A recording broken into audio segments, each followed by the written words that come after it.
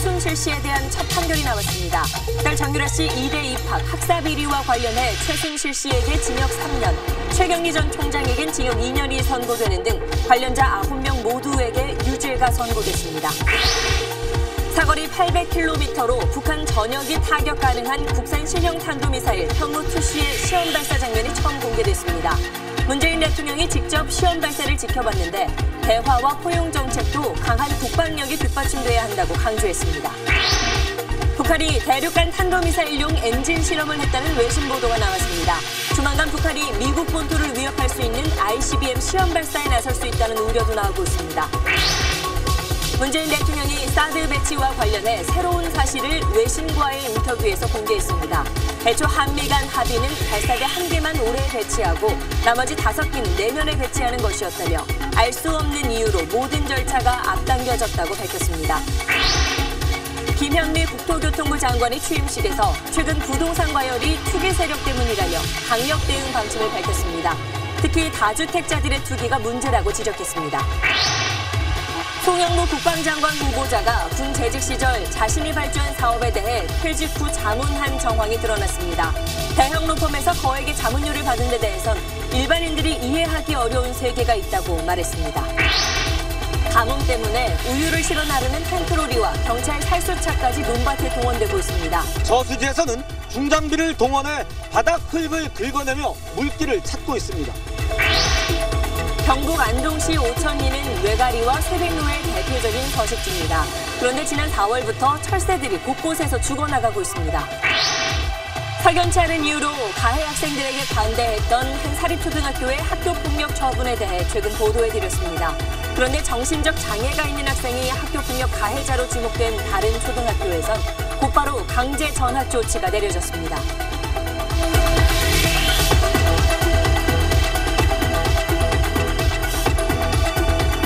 수소, 우주의 75%.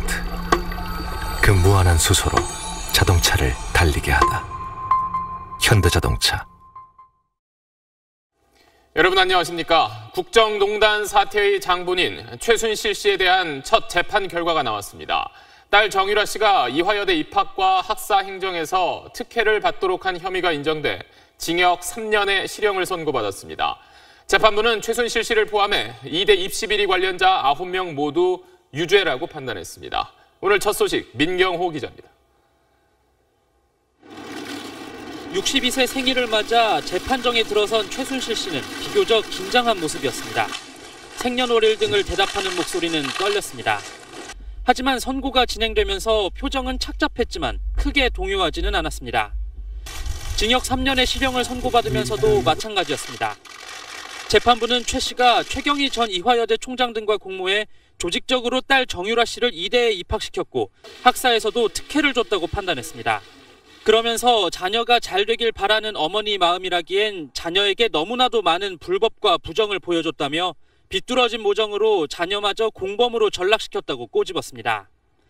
백도 능력이란 냉소가 사실일지 모른다는 의구심마저 생기게 했다고 질타했습니다. 최 씨 측은 판결을 겸허히 받아들이지만 30만 원을 뇌물로 본 것 등 인정하기 어려운 부분이 있다며 항소하겠다고 말했습니다. 재판부는 함께 기소된 최경희 전 총장은 징역 2년, 남궁곤 전 입학처장에 징역 1년 6월을 선고하는 등 나머지 관련자 8명 모두 유죄를 인정했습니다. 재판부는 최 전 총장 등에 대해 우리 사회를 지탱하는 공정성이란 가치를 심각하게 훼손했다며 공정한 입시를 믿었던 수험생과 학부모의 분노가 쉽게 가라앉지 않을 거라고 지적했습니다. SBS 민경호입니다. 최순실 씨는 2대 비리 말고도 삼성 뇌물수수, 또 미르와 K스포츠재단 모금, 또 청와대 문건 유출 혐의까지 현재 여러 사건으로 재판을 받고 있습니다. 다른 재판에서도 유죄가 인정될 경우 형량은 훨씬 높아질 수 있습니다. 계속해서 윤나라 기자입니다. 2대 관련 비리 재판의 1심 선고가 이뤄지면서 이제 최순실 씨의 남은 재판은 삼성과 롯데에서 뇌물을 받았다는 의혹과 동계스포츠 영재센터에 대한 후원금 강요 및 미르와 K스포츠재단 강제모금 의혹, 더 블루K를 통해 K스포츠재단에서 7억 원을 가로채려 한 사기미수 의혹 사건 등입니다. 법정 형량이 가장 높은 건 뇌물 혐의로 유죄로 인정되면 최고 무기징역까지 선고받을 수 있습니다. 뇌물죄에서 무죄를 받는다면 다음으로 형량이 높은 건 더 블루케이를 이용한 사기미수 혐의로 법정 형량은 10년 이하 징역입니다. 미르 K스포츠재단 기금모금과 동계스포츠 영재센터 후원금 강요와 관련된 직권 남용 등의 혐의는 모두 법정형이 징역 5년 이하입니다. 이런 혐의가 한 사건으로 기소됐다면 각 혐의 가운데 가장 무거운 혐의의 형량에다 2분의 1을 더하게 돼 최고 징역 15년형까지 선고가 가능합니다. 하지만 1심에서 각각의 사건들을 모두 따로 기소한 만큼 각 사건에서 최고형을 받는다면 모두 더해 징역 20년형에 달합니다. 오늘 3년형이 선고된 이대 비리 사건을 더하면 최고 23년형까지 받을 수 있는 겁니다. 다만 항소심에서 최 씨가 모든 사건을 하나로 묶어서 판결해달라는 병합을 요청하고 재판부가 이를 받아들인다면 1심에서 별도로 선고됐던 모든 혐의가 합쳐져 형량은 줄어들 수 있습니다. SBS 윤나라입니다. 북한 전역을 타격할 수 있는 중거리 탄도미사일 현무-2C의 시험 발사 장면이 오늘 처음 공개됐습니다. 직접 참관한 문재인 대통령은 남북 대화도 강한 국방력이 뒷받침돼야 가능하다고 강조했습니다. 먼저 정영태 기자입니다. 충남 태안반도에서 신형 현무-2C 탄도미사일이 날아오릅니다. 몇 분 뒤 제주도 남쪽 이어도 해상에 설치된 목표 지점에 정확히 명중합니다. 국방과학연구소 시험장을 찾은 문재인 대통령은 발사 성공 장면을 화면으로 지켜봤습니다. 문 대통령은 자랑스럽고 든든한 날이라며 우리 군의 미사일 능력이 북한에 뒤지지 않는다는 걸 국민도 확인했을 것이라고 말했습니다. 또 자신은 대화주의자지만 대화와 포용 정책도 강한 국방력과 북한을 압도할 안보 능력이 있을 때 가능하다고 강조했습니다. 청와대는 시험 발사 현장에 대통령이 직접 가면 북한을 자극할 수 있다는 내부 의견도 있었지만 직접 확인하고 격려하려는 대통령의 의지가 강했다고 설명했습니다. 최근 북한의 잇따른 도발에 대해 엄중하게 경고하는 데 있습니다. 현무-2C 시험 발사는 오늘이 4번째로 앞으로 2번 더 시험 발사를 거친 뒤 실전 배치될 예정입니다. SBS 정영태입니다. 앞서 발사 장면이 공개된 사거리 800km의 현무-2C입니다. 우리 군이 보유한 탄도미사일 가운데 사거리가 가장 깁니다. 포항에서 발사하면 북한 전역을, 또 제주에서 쏴도 신의주 넘어서까지 사정권에 들어옵니다. 북한의 장사정포 공격을 피해서 상대적으로 안전한 후방 지역에서 적 지휘부와 주요 군사시설을 파괴할 수 있는 킬체인의 핵심 전력입니다. 군 당국은 가급적 올해 안에 실전 배치에 나설 계획입니다. 김홍수 기자입니다. 킬체인은 북한의 공격을 받기 전에 선제 타격하는 개념입니다. 위성과 정찰기 등이 공격 징후를 탐지하면 곧바로 타격 전력이 가동되는데 선봉을 현무 탄도미사일이 맡게 됩니다. 군은 이미 사거리 300km의 현무-2A와 사거리 500km의 현무-2B를 개발해 실전 배치한 상태입니다. 하지만 이 정도 사거리로 북한 전역을 타격하려면 전방 지역에 배치해야 해 북한 장사정포 위협에 노출됩니다. 때문에 군은 한미 미사일 협정에 따라 우리 군이 개발할 수 있는 최대 사거리 800km까지 탄도미사일 사거리를 연장하는 데 박차를 가해왔습니다. 시험 발사에서 잇따라 정밀 타격 능력이 입증된 만큼 군은 가급적 올해 안에 현무-2C의 실전 배치에 나설 계획입니다. 우리 타격 수단에 대한 생존성을 높이는 한편 북한 후방의 미사일 발사대에 대해서도 좀 더 촘촘한 대응이 가능하게 되어 킬체인 능력이 대폭 증대될 것으로 보입니다. 군은 순항미사일로 사거리 1,500km에 이르는 현무-3와 적 지휘부의 지하 벙커까지 파고 들어가 파괴할 수 있는 공대지 유도탄 타우러스를 이미 실전 배치한 상태입니다.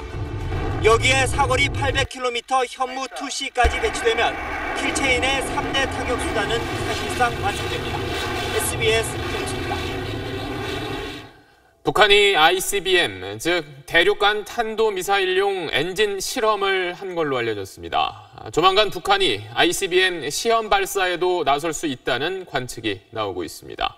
김수영 기자입니다. 로이터 통신과 폭스뉴스 등이 미국 정부 관계자를 인용해 북한이 로켓 엔진 실험을 했다고 보도했습니다. 북한이 실험한 엔진은 대륙간 탄도미사일 ICBM에 사용되는 가장 작은 엔진일 가능성이 있다고 로이터 등은 전했습니다. ICBM은 보통 3단계 추진체로 구성되는데 마지막 단계에 쓰이는 작은 엔진을 실험했다는 의미로 보입니다. 지금 이 시점에서 얘네들이 소형 엔진을 시험할 게 따로 없는데 굳이 한 거는 새로운 2단 또는 3단 엔진 아니냐 이렇게 추정을 한 것 같아요.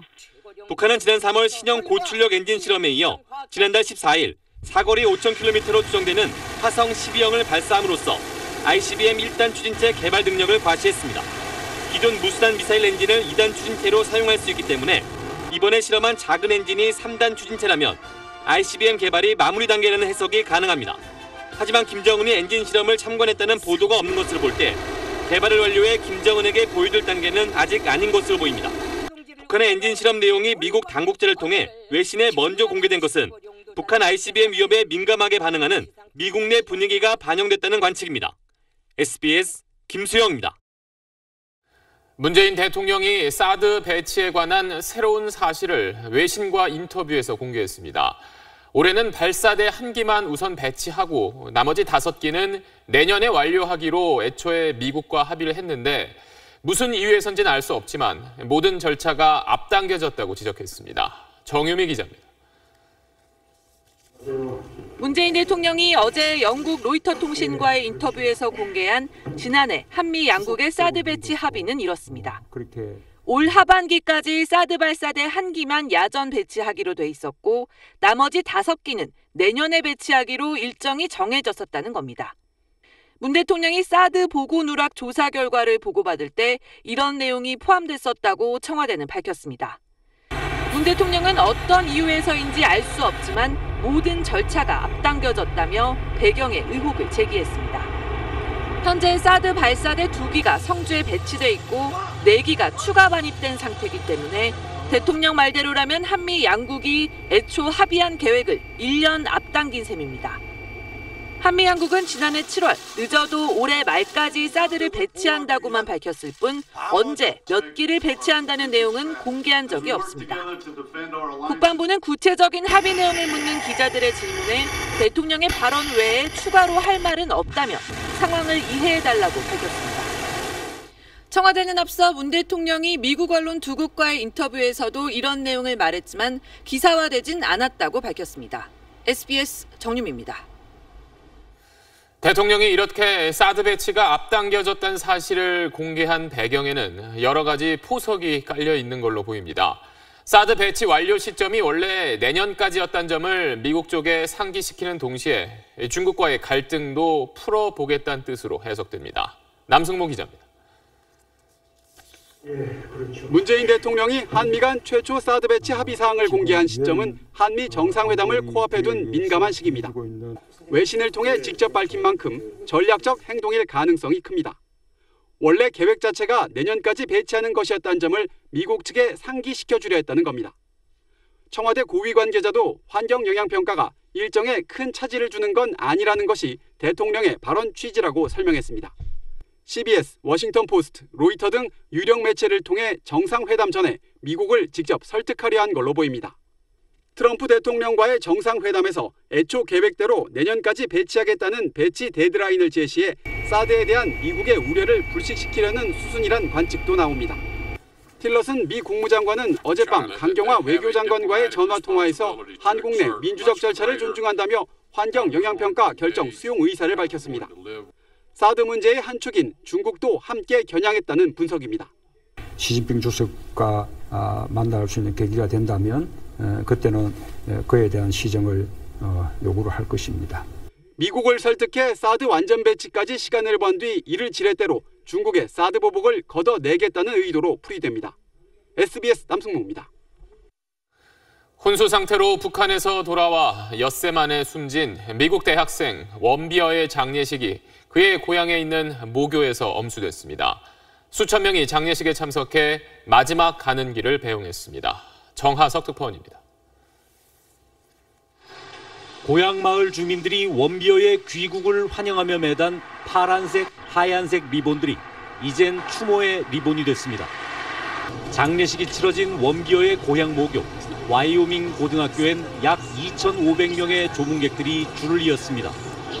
장례식장엔 원비어의 북한 여행 당시 유품들이 전시됐습니다. 원비어 추모는 북한에 대한 분노로 이어졌습니다. I don't understand it myself. How some people can be so horrible to human beings. It just doesn't make sense. He never should have been detained in the first place. And once detained, the treatment he received was appalling. 북한과 원비어 송환 협상을 벌였던 조셉 윤 미 국무부 대북정책특별대표는 장례식장에서 문재인 대통령의 조전을 원비어의 부모에게 전달한 것으로 알려졌습니다. 장례식을 마친 뒤 원비어의 시신은 인근 마을 묘지에 묻혔습니다. 운구 행렬이 지나가는 도로변에도 마을 주민들이 나와 고인의 마지막 길을 배웅했습니다. 원비어 사망이 불러온 미국 내 대북 여론 악화로 물밑에서 조심스럽게 모색되어 온 북미 대화도 상당 기간 중단될 가능성이 커졌습니다. 워싱턴에서 SBS 정하석입니다. 원비어 사망에 대해서 침묵하던 북한이 처음으로 반응을 내놨습니다. 인도주의적인 차원에서 석방해줬더니 정치적인 모략을 하고 있다며 미국을 정면으로 비난했습니다. 이 소식은 안정식 기자입니다. 북한 외무성은 범죄자였던 원비어를 인도주의적 차원에서 석방했음에도 미국이 반북 비난 소동을 벌이면서 정치적 모략을 하고 있다고 비난했습니다. 범죄자에게 자비심을 베풀 이유가 없지만 원비어의 건강 상태를 고려해 성의껏 치료도 해줬다면서 북한에서 고문과 구타를 당했다는 것은 사실 무근이라고 주장했습니다. 북한은 그러면서 원비어가 북한에 있을 때에는 맥박과 체온, 호흡 등 생명 지표가 정상이었다고 주장했습니다. 원비어 송환을 위해 북한에 갔던 미국 의사들이 이 같은 사실을 인정했으며 심장이 거의 멎었던 원비어를 북한이 살려내 치료해 준 것도 인정했다고 주장했습니다. 원비어가 미국으로 돌아간 뒤 일주일도 못 돼 급사한 것이 수수께끼라고 밝힌 북한은 이번 사건의 최대 피해자가 오히려 북한이라고 주장했습니다. 북한이 원비어 사망에 대한 책임을 전면 부인한 것은 이번 사건이 북한 내 인권 문제 제기로 확산하는 것을 막고 미국에도 밀리지 않겠다는 의도로 보입니다. 하지만 건강한 젊은이를 혼수 상태로 풀어주고도 잘못이 없다는 북한의 적반하장식 태도에 미국 내 반북 여론은 더욱 높아질 전망입니다. SBS 안정식입니다. 정신적 장애가 있는 한 초등학생이 학교 폭력 가해자로 지목됐는데 학교가 해당 학생에게 서둘러 전학 처분을 내렸습니다. 그 결정 과정에 문제는 없었는지 잠시 뒤 자세히 전해드립니다.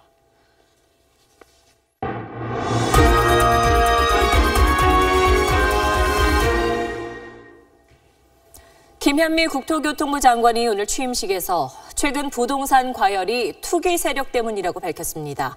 특히 다주택자들의 투기 수요 그리고 강남에서 젊은 층의 주택 거래가 급증했다는 점에 주목했습니다. 이강 기자의 보도입니다. 올 들어 서울 강남 재건축 아파트값이 급등하자 서울 다른 지역 뒤이어 수도권 신도시까지 급등세가 이어졌습니다. 김현미 국토부 장관은 오늘 열린 취임식에서 프레젠테이션까지 하며 이렇게 집값이 과열된 것은 투기 세력들 때문이라고 밝혔습니다. 특히 다주택자들의 투기가 문제라고 조목조목 지적했습니다. 실수요자인 무주택이나 1주택자의 주택 구매는 지난해 수준인데 다주택 보유자의 구매가 최근 급증했다는 겁니다. 가장 두드러진 사람들은 5주택 이상 보유자였습니다. 강남 4구에서만 무려 53%가 증가했습니다.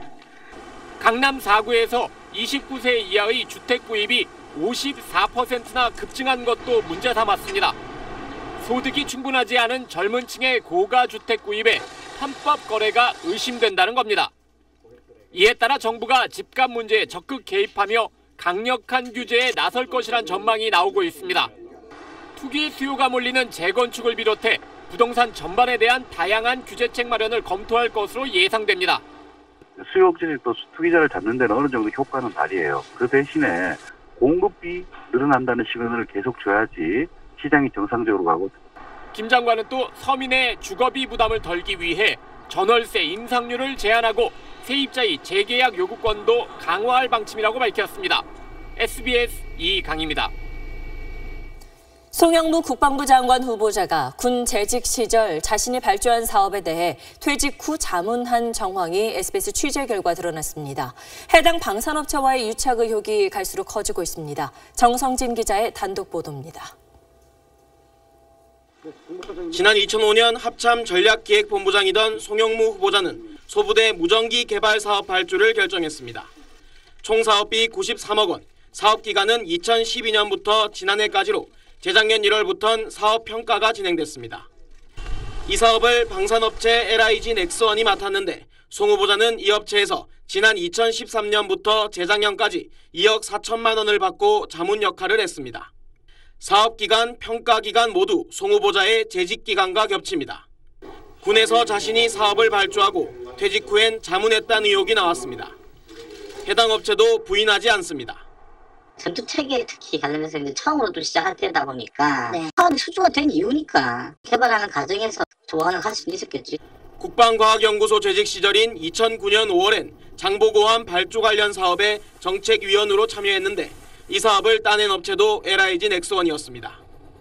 송 후보자는 군 시절에 발주한 사업에 대해 퇴직 후에 자문한 적은 없다고 거듭 밝혔습니다. 대형 법무법인 율촌에서 고용계약서도 쓰지 않고 2년 9개월간 9억 9천만 원을 받은 이른바 거액 고문료 논란에 대해선 이렇게 해명했습니다. 그 세계에는요, 그런 세계가 있어요. 일반 사람들이 이해가 하기가 좀 어렵죠, 일반 서민들한테는. 송 후보자의 인사청문회는 오는 28일로 확정됐는데 야3당은 지명 철회를 요구하고 있고 여당 일각에서도 사퇴론이 나오고 있습니다. SBS 정성진입니다. 끝물을 가뭄에 농민들 가슴이 타들어가고 있습니다. 조금이라도 돕기 위해 우유 실어 나르는 탱크로리와 경찰 살수차까지 논밭에 동원됐습니다. 이용식 기자가 취재했습니다. 모내기 한 지 한 달도 안 된 논입니다. 계속된 가뭄에 논바닥이 쩍쩍 갈라졌고 심어놓은 모도 누렇게 말라 죽었습니다. 70년 농사지기인데 내 평소에 참 이런 가뭄이 닥쳤어. 보다 못해 달려온 레미콘 차들. 인근 저수지에서 길어온 물을 마른 논바닥에 쏟아붓습니다. 하지만 저수지조차 가뭄에 말라가면서 길어다 쓸 물이 얼마 남지 않은 상황입니다.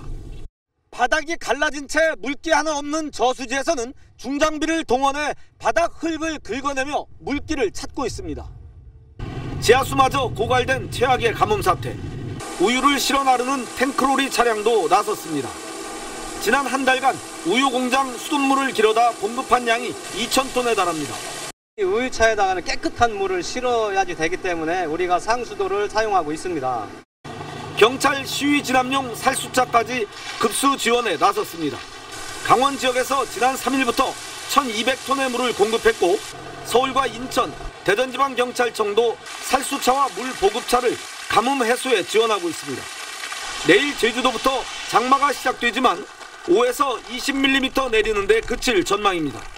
가뭄 피해가 심각한 중남부 지방에는 다음 달 초에나 장맛비가 시작될 것으로 기상청은 내다봤습니다. SBS 이용식입니다. 본격적인 휴가철을 앞두고 피서지에서도 걱정이 이만저만이 아닙니다. 폭포수는 자취를 감췄고 계곡은 바닥이 드러났습니다. 이어서 이혜미 기자가 보도합니다. 현무암 주상절리가 장관을 이루는 경기 연천군 제인폭포입니다. 불과 2달 전만 해도 18m 높이의 폭포에선 맑은 물이 쏟아졌습니다. 폭포인지 아닌지 구분이 잘 안 되더라고요, 처음에는. 자세히 보니까 폭포가 맞긴 한데 너무 가무르구나. 절벽 위에서 시원하게 쏟아져야 할 폭포수가 거의 마르면서 지금은 제 머리 위로 간신히 물줄기만 떨어지는 정도입니다. 폭포수가 고인 조그만 물웅덩이엔 천연기념물 얼음치가 가득합니다. 이 물웅덩이가 얼음치의 유일한 생존지입니다. 폭포 근처 한탄강과 임진강은 걸어서도 건널 정도로 물이 줄었습니다. 저는 지금 임진강 한가운데에 서 있습니다. 평소 물고기가 많이 잡혀서 낚시도 자주 하는 장소인데 지금은 물의 높이가 제 발목 조금 위로 올라올 정도밖에 되지 않습니다. 평소에는 물이 수량이 굉장히 많았죠. 요즘은 그전에 한 3분의 1 정도? 대학생 가족 단위 관광객들로 활기가 넘치던 대성리 펜션촌에는 정막만 흐르고 있습니다. 계곡과 하천 앞에 설치해둔 방갈로는 개점 휴업 상태. 한 몇 년 전에 여기 와서 이렇게 논 적이 있었는데 그때는 좀 물이 깊고 많아서 이렇게 좀 여러 명이서 첨벙첨벙 놀아도 좀 이렇게 되게 재밌게 놀았는데 이른 오후지만 일찌감치 가게 여러 곳이 문을 닫았습니다. 올해는 비가 안 와서 그래. 사람이 안 오니까 다 어디 나가고 없어요. 그나마 자체 수영시설을 갖춘 펜션에는 피서객들의 발길이 이어집니다. 일단 예약 전화를 받을 때 사장님, 앞에 계곡에 물이 어느 정도입니까? 라는 질문을 먼저 받아요. 수영장이 없이는 손님들이 놀 데가 없어요. 피서지 주변 식당도 썰렁하긴 마찬가지입니다. 또 관광객들 안 오겠어요. 물 보고 그래 오는데. 최악의 가뭄에 여름철 피서객에 의존하던 지역 관광업계도 이미 큰 타격을 입고 있습니다. SBS 이혜비입니다. 경북 안동에는 봄부터 외가리와 쇠백로가 날아들어 짝짓기도 하고 또 알도 낳는 대표적인 여름 철새 서식지가 있습니다. 그런데 2달 전부터 철새들이 곳곳에서 죽어나가는가 하면 그나마 살아있는 철새들도 비실비실하다고 합니다. 무슨 이유 때문인지 송성준 기자가 현장을 취재했습니다. 외가리와 쇠백로가 집단 서식하는 경북 안동의 한 야산입니다. 나무 밑동에서 비실거리는 쇠백로 한 마리. 인기척만 느껴도 도망가야 할 새가 바로 코앞까지 다가가도 꼼짝하지 못합니다. 이 쇠백로는 바싹 야윈 채 축 늘어져 있습니다. 제대로 걷지 못하고 비틀거리다 이내 머리를 바닥에 쳐박습니다. 50마리 정도를 저기 야동에 갖다 줘도 한 마리도 못 살리고 다 죽었어. 둥지는 거의 비어있고 둥지 주변 곳곳에서 죽어있는 철새가 눈에 띕니다. 취재진이 촬영하는 도중에도 보한 지 얼마 안 된 새끼 2마리가 떨어져 숨진 채 발견됐습니다. 철새들이 죽어나가기 시작한 건 지난 4월 말. 이 지역 환경단체가 수거한 철새 사체만도 200마리가 넘습니다. 4월 26일부터 죽었거든요. 보름새 150마리를 죽고 한 혹씩 이래 와가지고 주웠는 게 220마리입니다. 철새들이 왜 이렇게 죽어나가는 걸까? 국립환경과학원이 조사한 결과 죽은 철새들에서 아연과 구리, 셀레늄 같은 맹독성 중금속이 검출됐습니다. 단서는 죽은 철새 주변에서 발견된 먹다만 물고기들. 철새들이 물고기를 잡아먹는 안동호 상류로 올라가 봤습니다. 호수 바닥 곳곳에 검붉은 기름 덩어리가 눈에 띕니다. 환경단체들은 인근 제련소에서 배출하는 중금속 폐수 때문에 호수물이 오염되고 있다고 주장합니다. 실제로 지난해 일본 농공대학 연구팀이 호수물을 검사했는데 카드뮴과 셀레늄, 비소 등 1급 발암성 중금속 물질이 고농도로 검출됐습니다. 환경단체들이 원인 규명을 요구했지만 안동시와 대구지방환경청 등 관계기관은 철새들의 집단 폐사는 번식기에 나타나는 자연 폐사라는 입장을 고수하며 오염원에 대한 역학조사에는 소극적입니다. SBS 송승준입니다. 네, SBS는 최근 석연찮은 이유로 학교폭력 가해 학생에게 관대한 처분을 내렸던 한 사립초등학교의 소식을 전해드린 바 있습니다. 이건 다른 학교 이야기입니다만 정신적 장애가 있는 한 학생이 학교폭력 가해자로 지목됐는데 전문기관의 검사 결과가 나오기도 전에 학교가 서둘러 전학 처분을 내렸습니다. 김관진 기자가 자세히 전하겠습니다. 초등학교 3학년인 A군은 자폐증보다는 경미한 자폐 스펙트럼 장애를 겪고 있습니다. 지난 4월 중순 A군의 부모는 아들이 학교폭력 가해자라는 통보를 받았습니다. A군이 젓가락을 아이 얼굴에 던져 다치게 하고 계단에서 밀치는 등 폭력적인 행동을 하고 욕설을 반복적으로 했다는 겁니다. A군 부모는 A군에 대한 진단서를 내면 참조하겠다는 학교 측의 말에 전문기관의 검사를 받았습니다. 하지만 검사 결과 진단서가 나오기 전 A군에 대한 징계 수위를 결정하는 학교폭력 대책자치위원회가 열렸습니다. 학교가 진단서 제출을 요청한 지 단 사흘 만이라는 게 A군 부모의 말입니다. 결과가 나오기 전에 벌써 4월 24일 날에는 결과가 나오지 않았는데 그날 당일 벌써 그 전학 조치를 시켰거든요. 학교폭력위원회에 나간 A군의 어머니는 진단서를 곧 제출하겠고 특수학급에도 보내겠다며 관대한 처분을 부탁했습니다. 하지만 위원회는 단 한 번의 회의를 통해 9단계의 징계 중 초등학교에서 내릴 수 있는 최고 징계인 전학 처분을 내렸습니다. 학교 측은 A군의 부모가 자폐 스펙트럼 장애 사실을 말하지 않아 몰랐다고 밝혔습니다. A군의 담당 의사는 학교 측의 결정이 올바른 해법은 아니라고 말합니다. 아이는 충분히 학교 생활을 할 수 있습니다. 하지만 같은 학년에 같은 수준으로는 아니고요. 사실은 조금의 통합 특수적인 교육들의 도움이 필요합니다. A군 부모의 재심 신청을 받은 서울시 교육청은 그제 해당 초등학교를 방문해 학교폭력위원회 결정 과정에 대해 조사했습니다. SBS 김관진입니다. 일본에서 한 여성 정치인이 자신보다 10살 이상 많은 남성 비서에게 폭언을 퍼부었다가 해당 음성이 공개돼 여당인 자민당에서 쫓겨날 신세에 놓였습니다. 일본판 정치 갑질 논란으로 지금 일본이 시끌시끌합니다. 도쿄에서 최호원 특파원입니다. 일본 자민당 여성 의원 가운데 선두주자로 꼽히는 도요다 마유코 의원입니다. 도쿄대를 졸업하고 미국 하버드대에서 유학까지 한 재선 의원으로 현재 차관급인 문부성 정무관 등을 담당하고 있습니다. 하지만 최근 차 안에서 자신보다 13살 많은 남성 비서에게 폭언을 퍼붓는 녹음 파일이 공개되면서 곤혹스러워하고 있습니다.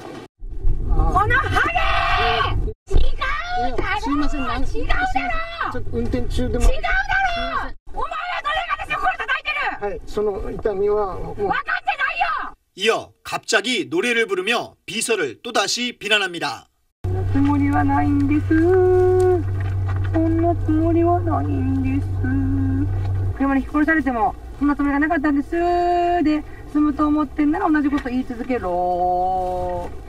도요다 의원 측은 해당 비서가 지지자들에게 생일 카드를 잘못 보낸 점을 지적하는 과정이었으며 녹음이 되는 줄은 몰랐다고 해명했습니다.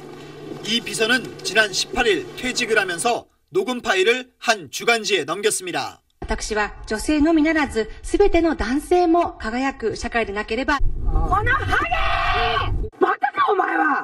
도요다 의원은 결국 탈당계를 제출했고 자민당은 다음 달 2일 도쿄 도의원 선거를 의식해 이를 조만간 수락할 예정입니다. 도쿄에서 SBS 최호원입니다. 무단 횡단 때문에 교통사고가 끊이지 않는 중국이 안면 인식기가 달린 신호등을 도입했습니다. 빨간불에 건너는 사람의 얼굴을 찍어서 그 신상을 공개하는 겁니다. 실제로 한 달 만에 무단 횡단이 10분의 1 정도로 줄었다고 하는데 한편에선 우려의 목소리도 나오고 있습니다. 베이징 정성엽 특파원입니다. 중국 베이징 도심의 횡단보도는 빨간불에도 길을 건너는 사람 천지입니다. 그래서 신호등 따라 건너기보다 다른 사람 건널 때 함께 가는 게 더 안전하단 말이 나올 정도입니다. 可能个人也有难处吧，但其实我不太喜欢这样的行为。 무단 횡단으로 인한 교통사고가 빈번하자 당국이 내놓은 대안이 안면 인식 신호등입니다. 신호등 위에 부착된 카메라가 빨간불에 횡단하는 사람의 사진을 찍고 15초 동안의 움직임을 자동 녹화합니다. 이어 안면 인식기로 영상 속 인물의 신원을 확인한 뒤 이름은 물론 주소, 직장 정보까지 맞은편에 세워진 전광판에 바로 공개합니다. 主动打我们交管部门的电话，然后你这个我情愿接受处罚，我保持下次再也不闯红灯了。 벌금과 교육은 물론 적발 사실을 직장에 통보하고 무단 횡단자의 직장에도 당국의 직장평가에서 벌점을 줍니다. 현재 산둥성, 장수성, 광둥성 등에서 안면인식 신호등을 운영 중인데 카메라가 설치된 곳은 도입 한 달여 만에 무단 횡단자가 10분의 1 수준으로 줄었습니다. 하지만 이런 눈에 보이는 성과에도 불구하고 근본적인 교통문화 개선책이 아닌데다 이 지나친 개인정보 노출 때문에 인권 침해 논란도 일고 있습니다. 베이징에서 SBS 정성엽입니다. 베이비붐 세대의 퇴직과 또 취업난이 겹치면서 최근 프랜차이즈 창업이 급속도로 늘고 있습니다. 상대적으로 쉽게 가게를 열 수 있고 또 안정적인 수입을 올릴 수 있다곤 하지만 막상 가맹점 수입은 봉급 생활자보다 훨씬 적은 걸로 나타났습니다. 송욱 기자가 전하겠습니다. 프랜차이즈 제과점을 운영하는 김모 씨는 한 달 매출이 3, 4천만 원에 달하지만 정작 손에 쥐는 건 많지 않습니다. 본사의 재료비 등으로 매출액의 60%를 넘게 낸 뒤 직원 3명의 인건비와 가게 임대료 등을 빼면 200만 원 정도 남습니다. 이마저도 직원 1명을 줄이고 휴일 없이 일하며 올리는 수익입니다. 아침부터 7시부터 저녁 12시까지 계속 일을 해야만 그나마 마이너스가 안 되고 유지를 할 수 있는 게 그게 참 가슴이 아파요. 통계청이 2015년 말 기준으로 전국 18만 1000개 프랜차이즈 가맹점의 점포당 연평균 수익을 조사한 결과 2,740만 원인 것으로 나타났습니다. 한 달에 228만 원 정도로 임금 근로자의 평균 월급 329만 원보다 크게 났습니다. 3년 전보다 가맹점 수가 3만 4천 개, 23%나 증가할 정도로 프랜차이즈 창업에 너도 나도 몰린 영향이 큽니다. 자영업자 시장이 과당 경쟁 체제로 들어간 측면이 있고요. 또 가맹본부가 물류 마진을 과다하게 취하는 구조 때문에 자영업자들, 특히 가맹점의 수익이 악화되는. 프랜차이즈 중에선 편의점과 치킨 가맹점, 커피 전문점 등 3개 업종이 크게 늘면서 경쟁이 치열해진 것으로 나타났습니다. SBS 송욱입니다. 오는 9월부터 은행 종이 통장이 단계적으로 사라집니다. 인터넷과 모바일 뱅킹이 늘어난 데다 금융기관으로서도 비용을 아낄 수 있기 때문입니다. 은행 점포와 현금 지급기 역시 비슷한 이유로 계속 줄어들고 있습니다. 하지만 인터넷이나 모바일 뱅킹이 익숙하지 않은 어르신들은 은행 일 보는 게 쉽지가 않습니다. 손승욱 기자입니다. 71살 김모 씨는 그동안 써온 통장 120여 개를 모두 보관하고 있습니다. 항상 은행 갔다 오면은 내가 얼마 있다, 얼마를 거래했다는 게 보면 마음이 푸근해요. 그 불안하지 않고 안심이 되죠. 하지만 비용 절감의 혈안인 은행들은 종이 통장을 점차 없애고 통장 발급엔 비용까지 물린다는 계획입니다. 은행들은 종이 통장뿐만 아니라 지점이나 현금 지급기 등 부담 없이 은행 업무를 볼 수단을 줄이는 대신 인터넷 뱅킹이나 모바일 뱅킹을 확대 중입니다. 하지만 IT 기술에 익숙치 않은 고령층들은 애를 먹고 있습니다. 가르쳐는 주는데 그때 배울 때 그때뿐이에요. 또 그 다음 하려면 전번에 내가 어디에 무슨 번호를 넣고 어떻게 찍고 이걸 적어가지고 있어도 모르고 잊어버리더라고요. 어쩔 수 없이 창구를 찾는 경우가 많은데 비용 부담을 감내해야 합니다.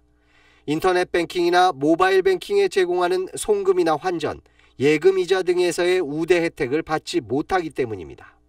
금융 서비스가 과거부터 무료로 제공해왔다는 인식이 큰데 그런 부분들을 점차 이제 은행들이 그 비용만 시키는.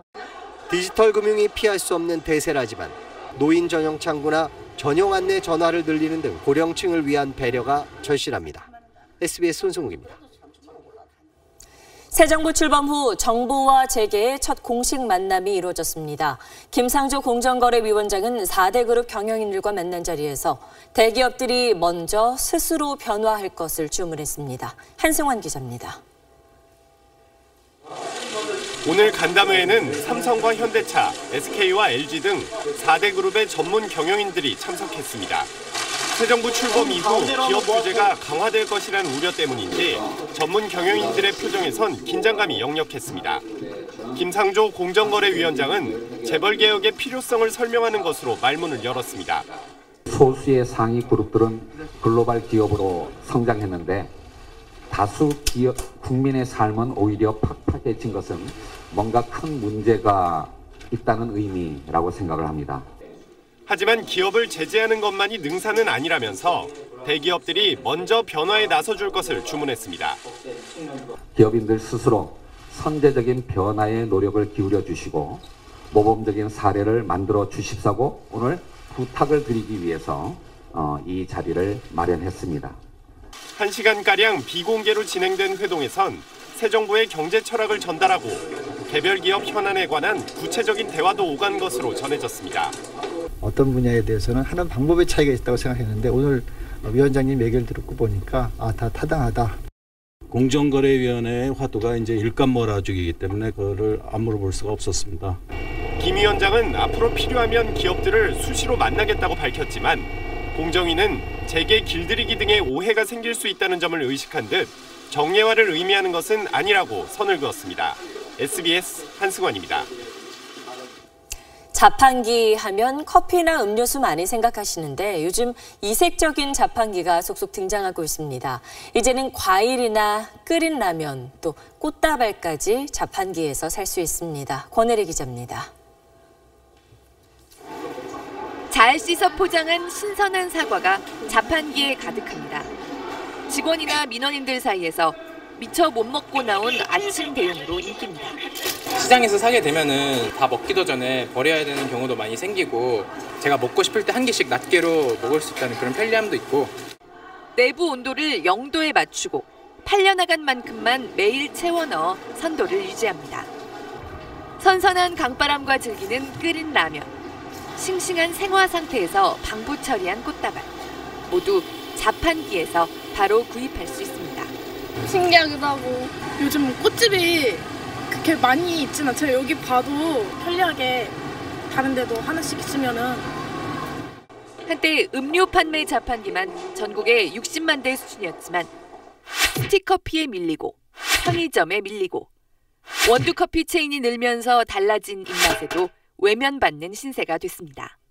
그러니까 시대적 흐름을 잘 못 따라가는 거죠. 요새는 새로운 시도들을 많이 하고 있습니다. 최근엔 할인 가능한 스마트 자판기도 등장했습니다. 이 음료업체 자판기에 앱을 깔면 손대지 않고도 제품을 뽑을 수 있고 구매 내역이 쌓여 할인 쿠폰이 적립되는 겁니다. 지나간 물건 취급을 받았지만 새 기술로 진화하고 있는 자판기. 부활할 수 있을까요? SBS 권혜리입니다. 북한 태권도 시범단이 남북 합동 공연을 위해 10년 만에 방한했습니다. 태권도의 발전과 우리 민족을 위해 왔다고 밝혔는데 평창올림픽 남북 단일팀에 대해선 말을 아꼈습니다. 하성룡 기자의 보도입니다. 경찰의 삼엄한 경호 속에 이용선 국제태권도연맹 ITF 총재와 장웅 IOC 위원을 앞세운 북한 시범단이 검은 단복을 입고 김포공항 입국장에 들어섭니다. 굳어있던 표정은 우리 어린이 시범단의 꽃목걸이 선물에 밝은 미소로 바뀌었고 손을 흔들며 인사를 하기도 했습니다. 2007년 이후 10년 만에 방한한 북한 태권도 시범단은 내일 무주에서 개막하는 세계선수권 개폐회식을 비롯해 전주와 서울에서 모두 4차례 합동 시범 공연을 펼칩니다. 미용성 총재는 태권도의 화합이 남북교류에 큰 힘이 되길 바란다고 말했습니다. 태권도의 통일적 발전, 나아가서는 이 두 태권도가 통합해가지고 우리 민족을 위해 좋은 일을 기여하기 위해서 여기 왔습니다. 임원들과 달리 선수들은 다소 굳은 표정으로 공항을 빠져나가 대조를 이뤘습니다. 남치기 오시소가 한 말씀만 부탁드리겠습니다. 북한의 장웅 IOC 위원은 우리 정부가 밝힌 평창올림픽 여자 아이스하키 단일팀 구성과 마식령 스키장 활용에 대해서는 일단 말을 아꼈습니다. 이 문제에 대해서 가타부타 논의할 입장이 있지 못하고 이제 IOC 위원장은 그 논의가 될 겁니다. 장웅 위원과 우리 정부는 오는 29일 방한하는 바흐 IOC 위원장과 단일팀 구성을 비롯해 북한 내 성화봉송 등을 구체적으로 논의할 계획입니다. SBS 하성룡입니다. 팍팍한 일상에서 잠시나마 벗어날 수 있는 취미 생활 하고 계신가요? 최근엔 직접 그림을 그리며 삶의 활력을 찾는 사람들이 늘고 있습니다. 조지연 기자입니다. 밑그림도 필요 없습니다. 물을 듬뿍 바른 종이에 붓질 몇 번이면 바람 부는 하늘과 아름다운 노을, 파도까지 금세 표현됩니다. 인상 깊은 여행지도 그림으로 남겨두면 사진과는 또 다른 추억이 됩니다. 어렵지 않게 즐기는 미술 강좌에 사람들이 몰리는 이유입니다. 학창 시절 같은 경우는 점수를 받아야 된다거나 그러니까 틀에 박힌 그림들이 많았잖아요. 근데 그것보다는 진짜 이제 붓이 가는 대로 손이 가는 대로 좀 자연스럽게 그리면서 그리는 동안 몰입할 수 있는 건 물론이고 와서 그림 그리고 하면 정말 스트레스가 풀리고 힐링이 되는 느낌이에요. 자신의 작품으로 카드나 엽서, 청첩을 직접 만들고 선물할 수도 있습니다. 또 여행을 많이 좋아하는데 여행을 가서 그림을 그려서 저런 식으로 한번 해보고 싶다. 색칠, 그리고 손글씨에 이어 더 자유롭게 표현할 수 있는 그림으로 관심이 확장되면서 올 들어 그리는 법을 알려주는 책의 판매가 예년보다 15% 정도 늘었습니다. 인스타그램 같은 SNS에도 관련 포스팅이 수백만 건입니다. 큰돈 들지 않는 평생 취미, 그리기의 인기는 반짝하고 식지는 않을 전망입니다. SBS 조지연입니다. 서울중앙지법은 2014년 6.4 지방선거 당시 지상파 3사의 출구조사 결과를 무단 사용한 혐의로 기소된 JTBC 김모 PD와 이모 기자에게 각각 800만 원의 벌금을 선고했습니다. 재판부는 지상파 3사의 영업비밀을 함부로 사용해 언론 매체 사이의 공정한 경쟁 질서를 무너뜨린 책임이 가볍지 않다고 밝혔습니다. JTBC 법인에 대해선 무죄를 선고했습니다.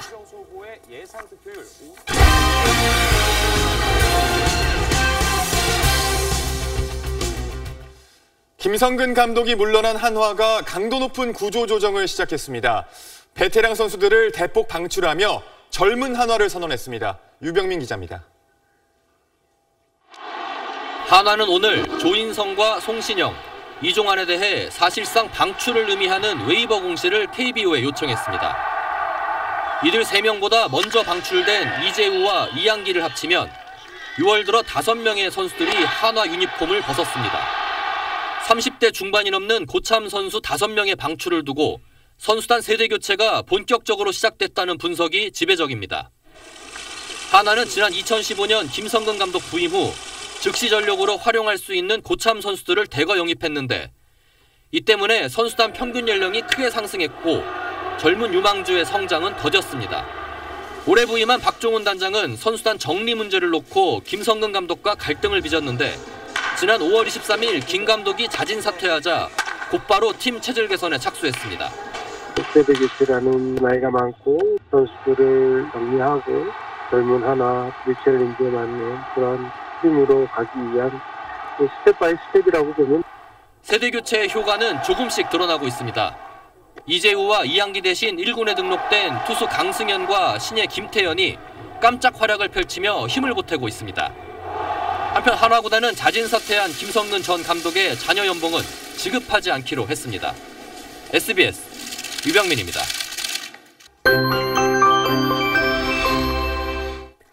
오늘 서울은 가장 더운 하루였습니다. 34.1도까지 올라 올 들어 최고 기온을 기록했는데요. 주말에도 여전히 30도를 웃도는 폭염이 이어지겠고 이따금씩 소나기가 지나긴 하겠지만 더위를 식혀주긴 부족하겠습니다.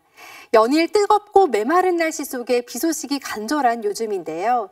올여름 장마, 지각장마라는 말이 붙을 정도로 늦어지고 있습니다. 제주 지역은 주말 사이 일시적으로 장마비가 내리긴 하겠지만 내륙의 장마는 일주일 정도 더 기다리셔야겠는데요. 7월의 첫날 남부지방부터 본격적으로 장마비가 내리겠습니다.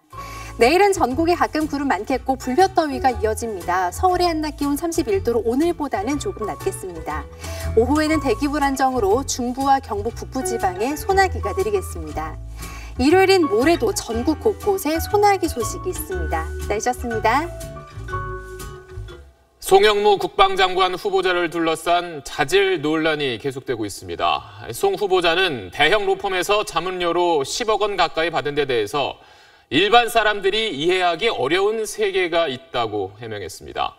서민들은 모른다는 그 세계가 어떤 곳인지 또 국방장관 후보자가 지내기에 적절한 곳이었는지 참 궁금합니다. 금요일 뉴스 마칩니다. 고맙습니다.